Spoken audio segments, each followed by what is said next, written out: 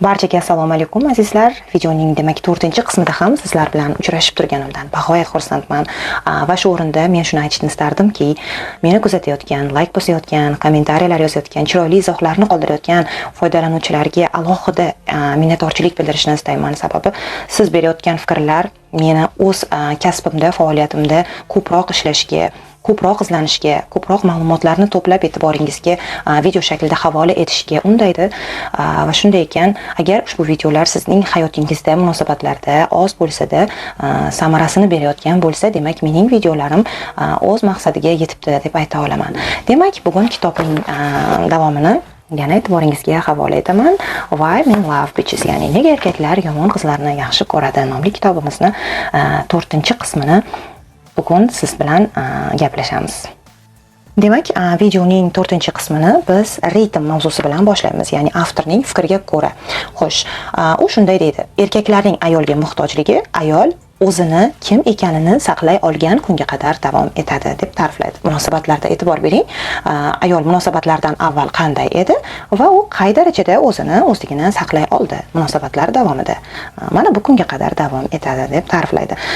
Ya'ni u shunday tushuntiradi.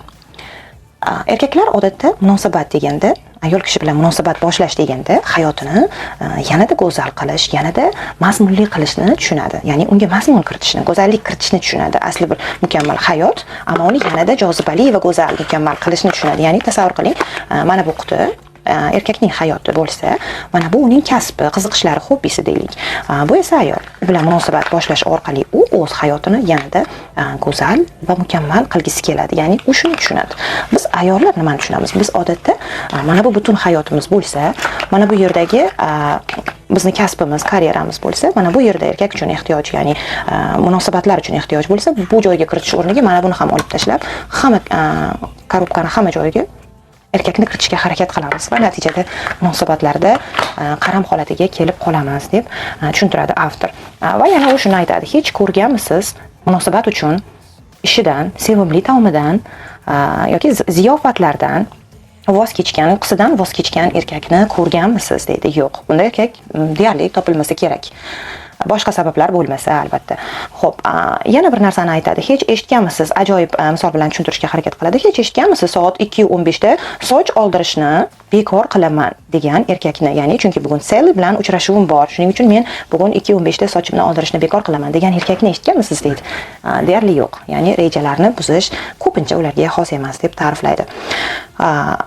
Va yana u shuni aytadi: tunda siz har qancha hayratlanarli kecha taqdim etgan bo'lsangiz-da, u kunduz kuni hech narsa bilmagandek o'z real hayotini va o'z ishlarini davom ettira oladi va ularga sho'ng'iy oladi deb tushuntiradi. Ya'ni erkaklar odatda romantik holatdan amaliy holatga o'tishi nihoyatda oson bo'ladi. Biz ayollardan farqli. Va aytadi, Magnolia ham xuddi shunday qila olib, ya'ni erkakka xuddi shunday javob qaytara olib, u bilan uning tilida gaplasha oladi deb aytadi. Demak, avtorning fikriga ko'ra erkaklar odatda har doim ham uzoq masofani o'ylayvermaydi deb tushuntiradi. Agarda siz vaqtni kontrolini uning qo'liga beradigan bo'lsangiz, ya'ni tezlikni deb tushuntiradi, hozir tushunib olasiz, ya'ni ritm tushunchasini bu yerda. Agar siz unga tezlikni ishonib topshiradigan bo'lsangiz, u nima qiladi? U munosabatlarni tezlik bilan, shiddat bilan eng yuqori cho'qqisiga olib chiqadi va shiddat bilan olib borib devorga uradi va munosabatlarni chilparchil qiladi deb tushuntiradi. Shuning uchun ham siz tezlikni o'z qo'lingizda olib qolish orqali munosabatdagi sog'lom ritmni saqlab qolishga erishasiz deb tushuntiradi. Ya'ni bu nima degani? Agar u sizni doim ko'rishni istayotgan bo'lsa ham, bu odatda turmushga hali chiqmagan qizlar uchun ham tegishli deb ayta olaman. Demak, u doim sizni ko'rishni istayotgan bo'lsa ham, u ideal erkak bo'lsa ham, siz hozir sevgi vasvasasini boshingizdan o'tkazayotgan bo'lsangiz ham, vaqtning hammasini unga bermang deb tushuntiradi avtor. Ya'ni avvaliga vaqtning 3dan 2 qismini, u so'ragan vaqtning, e'tibor bering, hamma vaqtning emas, u istayotgan vaqtning 3dan 2 qismini berasiz. Bir qismi esa boshqa ishlar uchun qolsin. O'zingizni boshqa qiziqishlaringiz uchun qolsin deb tushuntiradi, ya'ni sog'lom ritmni ushlash uchun. Uning navbatdagi qo'ng'irog'ini poylab uyda vaqtingizni sarflamang deb tushuntiradi. Yodda tuting, bu o'zini qiyin topiladigan noyob qilish emas. Ya'ni bu manipulyatsiya emas. Bu real hayot deb tushuntirishga harakat qiladi. Uni uchratishdan oldingi tartibingizni munosabatlarda saqlab qolishga o'zingizni majburlang deb aytadi. Ya'ni bu munosabatdagi sog'lom ritmni saqlab qolish uchun nihoyatda muhimligini aytadi. Agar ushbu ritmni siz buzsangiz, siz psixologik qaram bosqichiga tushib qolasiz deb ogohlantiradi. Ya'ni u o'zining xonadoshi Jeyli ismli qizni bu borada misol sifatida ko'rsatadi. U aytadi: Jeyli odatda telefon ovozini o'chirib qo'yar yoki ularga doim javob bermas edi. Charchaganda uchrashuvlarni u hatto bekor qilib, yaxshi kitob, sevimli ko'rsatuvini ko'rardi. Natijada Jeylini doim sifatli erkaklar quvib yurardi deb aytadi. Ya'ni biroz qo'pol o'xshatish, ammo xulosani o'zimiz chiqarsak bo'ladi. Bu yerda Jeylining munosabatlardagi sog'lom ritmni saqlab qolganini bu yerda bu misol bilan ko'rsatishga harakat qilgan. Ya'ni xulosa bu yerda o'zimizdan. Hop, Magnoliya qiz bo'lish, yana avtor shunday ogohlantiradi. Magnoliya qiz bo'lish bu xuddi bizni ommaviy axborot vositalarida aldashgani, ishontirishga urinishgani kabi mag'rur, kibrli ko'rinish, viqorli ko'rinish emas. Muhimi bu emas deb aytadi. Bu yerda kuch bu yerda emasligini bizga tushuntiradi. Kuch qayerda? Kuch o'zingiz ustingizdan o'rnatilgan nazoratda deb aytadi avtor.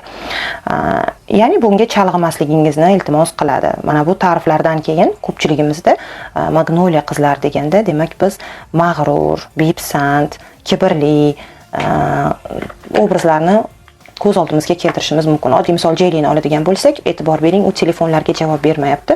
Bu atay kibrdan emas. Ya'ni ba'zi paytlarda uning javob bera olmasligining sababi o'zi bilan mashg'ulligi. Ya'ni o'zi bilan oz bo'lsa-da vaqt o'tkazishni seva olishida gap. Bunisiga e'tibor berishingizni so'rardim. Demak, mag'rurlik bu yerda sog'lom ritm yo'q. Mag'rurlik yoki kibrda sog'lom ritm yo'qligi haqida avtor aytib o'tadi. Sababi nima? Sababi bu o'zini boridan kuchliroq ko'rsatishga urinayotgan ayolni holati deb ta'riflaydi. Demak, gap mag'rurlik yoki g'urur haqida ketmayotganiga e'tiboringizni qaratishingizni so'rardim. Demak, kitobning yana bir qiziqarli joyiga to'xtalamiz qizlar. Uning nomi Sappy to Sassy. Bu nima degani? Inglizcha ibora. Hozir sizga ta'riflab beraman. Sappy kim u? Sassy kim? Sappy, iltimos meni tanla. Uning shiori shunday. Ya'ni u qanday bo'ladi? U nihoyatda hissiyotga berilgan, ko'p erkalik qiladigan, yopishqoq, juda ham romantik qiz. Va odatda uning harakatlari doim yozish, SMS yozish, javob kutish unga va o'zini unutish, o'zi haqidagi qiziqishlarni, aslida u nimani yaxshi ko'radi, ularni unutish barchasini. Endi esa Sassy. Sassy kim? Men o'zim ham baxtliman, sen bilan yanada baxtliman deya oladigan ayol ekan. Ya'ni u o'ziga ishongan, chegaralari bor, hazilkash, mustaqil, o'z qadrini bilgan ayol ekani haqida ta'riflaydi avtor. Demak, munosabatda bo'layotgan erkak bilan, ya'ni yangi munosabat boshlagan qizlar bo'lsa yoki boshlash arafasida turgan qizlar bo'lsa, videoga yaqinroq keling qizlar. Mana shu ikkita tavsiyani aynan siz uchun avtor aytib o'tadi. U shunday deydi: ilk uchrashuvdan so'ng 1 soat telefonda gaplashmang. Qanday bo'lish kerak? Ya'ni yana telefon etiketi, hazilkash bo'ling. Kelasi uchrashuv haqida gaplashib bo'lgach, muloyim tarzda suhbatni qiziq joyi bo'lsa ham to'xtating. Sababi nima? Sababi erkak ritm tushunchasini bilmaydi. Sog'lom ritmni qanday qilib ushlash kerakligini u bilmaydi. Biz qizlar uni, demak, ritmni o'z qo'limizga olishimiz shart. Ya'ni suhbat qanchalik biz uchun ham qiziqarli bo'layotgan bo'lsa-da, biz ba'zan suhbatni qiziq joyida, ayniqsa ilk uchrashuvlarda, ilk munosabatlarda uza olishimiz kerak ekan. Ya'ni hech e'tibor berganmisiz, nima uchun biz serial ko'rib o'tirgan vaqtimizda serialning aynan eng qiziq joyida shartta uzib o'rtada reklama qo'yadi yoki nima uchun aynan eng qiziq joyida serial tugaydi? Biz uni kelasi qismini ko'rishga o'zimizda qiziqish topa olishimizni maqsad qilgan bo'ladi televideniya xodimlari. Demak, ikkinchi muhim tavsiya qizlar, munosabatni boshidan chuqur kelajak rejalari haqida rejalarini tuzishga shoshilmang. Ya'ni bu mavzularga shoshilmang deydi. Bu mavzularda yaxshisi gaplashmang deydi. Ya'ni u nimani nazarda tutadi? Kitobda u shunday buni kengaytirib tushuntiradi. Siz hali endi munosabat boshlar ekansiz. Uzoq kelajak haqidagi rejalarni hali hozirdan unga yuklashingiz, unga bir yukdek ko'rsatishingiz munosabatni bir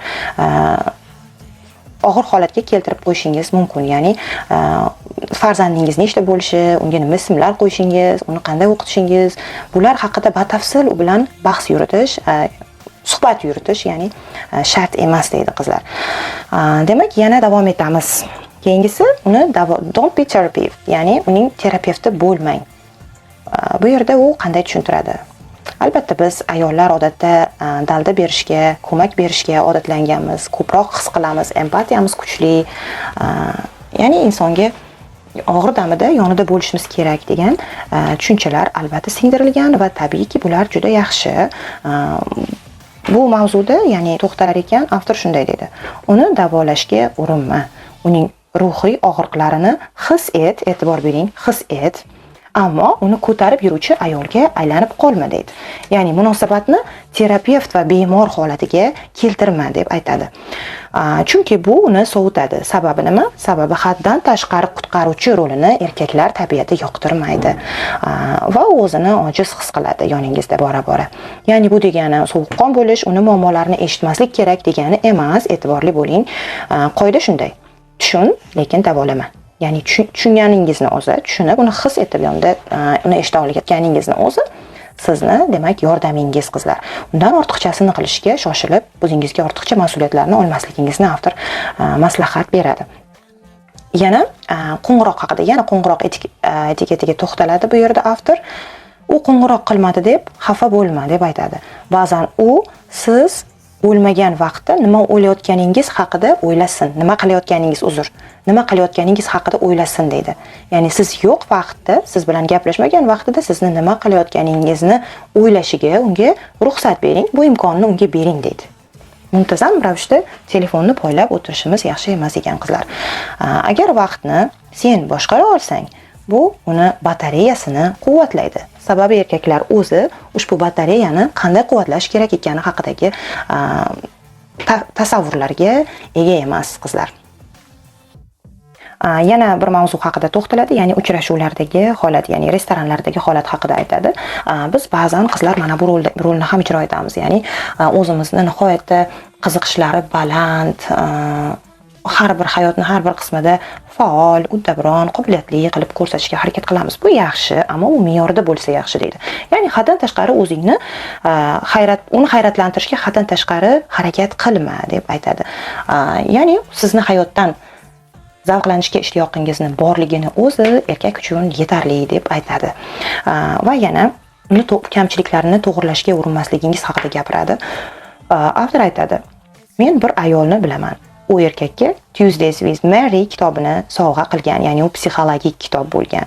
Bu uning ishga qaramligini davolaydi deb o'ylagan. Ya'ni u erkak o'z ishiga mukkasidan ketgan bo'lgan va uni normal holatga keltirishni istagan, ya'ni unga yordam bermoqchi bo'lgan va unga mana shu psixologik kitobni sovg'a qiladi. Va natijada erkak ketadi deb aytadi. Haddan tashqari erkakni o'rganayotganingizni, ya'ni uning tadqiqot obyektiga aylantirib qo'yganingizni unga ko'rsatmang. Unday qilayotgan bo'lsangiz ham u buni sezmasin deb aytadi qizlar. Bu demak sabbiy, ya'ni yopishqoq rolga o'tib qolishingizga sabab bo'ladi. Har gal chaqirsa xursand bo'lib yugurib bormang. Xuddi The Sound of Music filmidagi Julie singari deb aytadi. Ya'ni ba'zan o'zingiz ham demak fikrlab yo'q deyishni biling deb aytadi. Uchrashuvlarda demak har doim qizlar yugurib bormas ekanmiz. Uzundan uzoq hissiy SMSlarni yozmang deydi. Ya'ni hissiyotga to'lib toshgan uzoq xabarlar erkakni zeriktiradi. Xabarlar iliq, qisqa va yoqimli bo'lishi kerak. Bu qoida, ya'ni bir qolip emas. Aslida o'zimiz ham ayollar e'tibor bering, uzundan uzoq yozilgan dugonangizdan kelgan SMSni tan oling, to'liq o'qimaysiz. Ya'ni siz ham bu holatda zerikasiz. Demak, shunday ekan, siz ham gapning asosiy qismini chiroyli iliq qilib ketkazing, qisqa so'zlar bilan. Bu haqida avtor shunday tavsiya beradi. Xo'sh, agar u sizdan ko'proq vaqtni birga o'tkazishni istasa ham, deyapti, ya'ni siz ba'zan majbursiz, u nihoyat istayapti ko'p vaqtni o'tkazishni, balki siz allaqachon oila qurgansiz. Bu holat bo'lishi mumkin. U holda nima qilishim kerak deyishingiz mumkin. Bu holatda deydi, ovqatlanishni, uxlashni va mashq qilishni vaqtida qilishni unutmang deydi. Ya'ni nimani tushunishimiz kerak?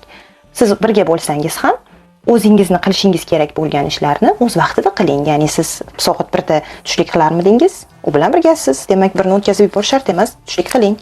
mashq qilishingiz kerak edi, tongda turib ha qiling. Bularni unutmang. U bilan birga bo'lgan vaqtda ham deb tavsiya etadi. Ketma-ket qo'ng'iroq qilmang. Hattoki avtomatik javob sizni bo'lib qo'ygan bo'lsa ham. Ya'ni buni o'zingiz tushundingiz. Demak, avtor yana bir narsani bizga ta'kidlab o'tadi. Ey uchrashuvlariga bormang. Bu qanday uchrashuv?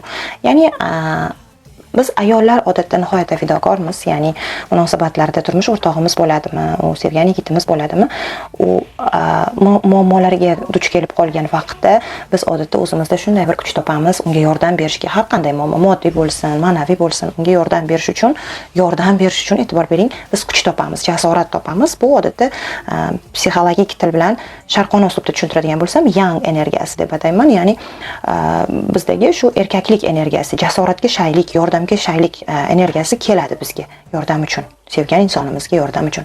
Mana bu energiyani jilolashingizni maslahat beradi avtor. Sog'lom munosabatlarni saqlab qolish uchun deydi. Ya'ni bunday uchrashuvlarga bormaslik orqali siz erkakka muammolarni o'zi hal qilishga qo'yib berishingiz kerakligini aytadi. Ya'ni u vaqtda u bilan uchrashishni o'zi aslida hatto chunki o'ziga nisbatan yomon munosabatda bo'lib turgan erkak tabiiyki sizga ham o'sha vaqtda yaxshi munosabat ko'rsata olmaydi. Va u muammoni o'zi hal qilgani maqsadga muvofiq deb aytadi munosabatlar uchun. U shunday deydi. Bu munosabatlar turi mavjud. Ya'ni ayol doimiy ravishda yang energiyasini o'zida saqlab, erkak uchun yordamga shay bo'lgan munosabatlar turi mavjud, e'tibor bering. Ammo u yerda nima yo'q? Sog'lom sevgi ritmi mavjud emas deb tushuntiradi. Azizlar, men videoni shu yerda yakunlayman. Fikr va mulohazalaringizni kommentariyada yozib qoldiring. Video yoqqan bo'lsa, albatta like bosib, obuna bo'lib qo'yishni unutmang. Kelasi videoda uchrashguncha salomat bo'ling, o'zingizni ehtiyot qiling.